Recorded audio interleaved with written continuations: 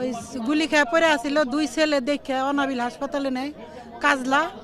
তখন ওর বাপ আবার সেদিন রিক্সা চালাইতেছিল, তখন ডাক্তারে বলে যে আপনার এই ছেলে তো মারা গেছে গা, কোনো রকম একটু আছে, আপনারা ঢাকা মেডিকেলে নেন। তখন ওই দুই ছেলে রিক্সাওয়ালা ডাকতে, ওই রিক্সাওয়ালা ছিল আমার স্বামী। তখন হে উঠাইতে যায় দেয় আমার ছেলে মরে পড়ে গেছে।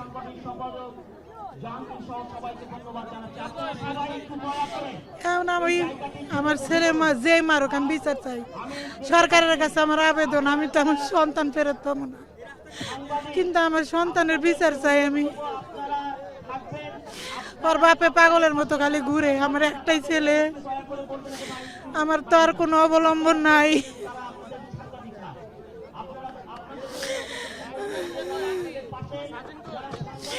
সরকারের কাছে আবেদন জানাই আমি যেন বিচার পাই। শত মায়ের বুক খালি হয়েছে, সবার বিচার যেন আল্লাহ করে, সরকারও যেন করে। এই আমার ছেলের ছবি আনতে মনে নেই।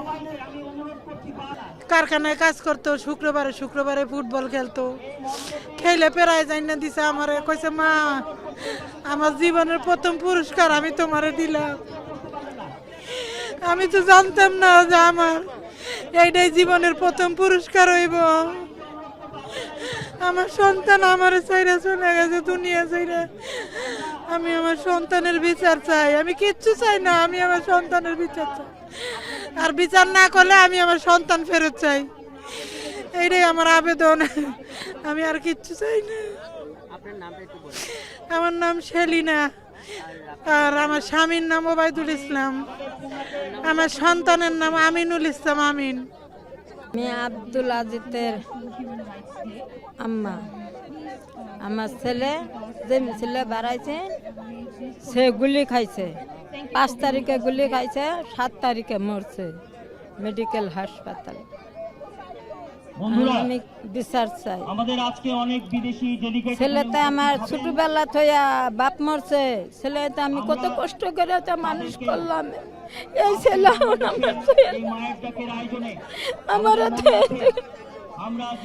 আমি বিচার চাই।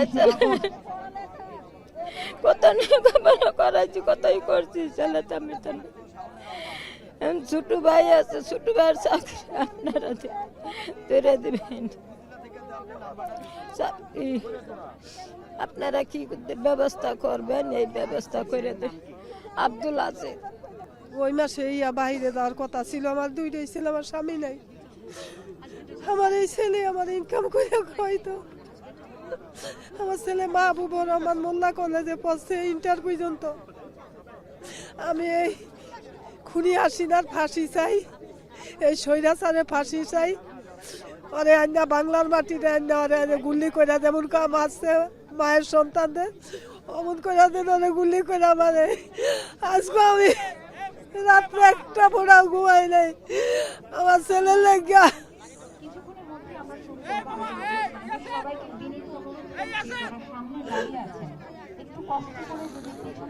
আমি আন্দোলনে গেছিলাম, আমার দুইটা ছেলে আর আমি।